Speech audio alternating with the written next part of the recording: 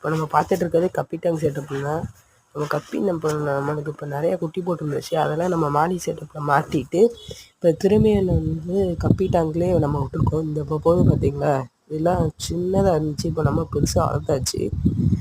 நல்லா க்ரோத்து நல்லா தான் இருக்குது. இப்போ இந்த கப்பி கூடிய சீக்கிரம் பெருசாகிடும். இதுக்கடுத்து நம்ம சேல்ஸ் பண்ணிடலாம். ஃபாஸ்ட் டைல் க்ரோத்தும் நம்மளுக்கு நல்லா தான் இருக்குது. டாப் அப் மட்டும்தான் நான் இப்போ பண்ணுவேன். தண்ணியை கொஞ்சம் பாதி எடுத்துகிட்டு அப்படியே தண்ணியை வெளியே விட்டுட்டு கொஞ்சம் ஆட் பண்ணுவேன். புது தண்ணியை கொஞ்சம் ஆட் பண்ணிக்கிடுவேன்.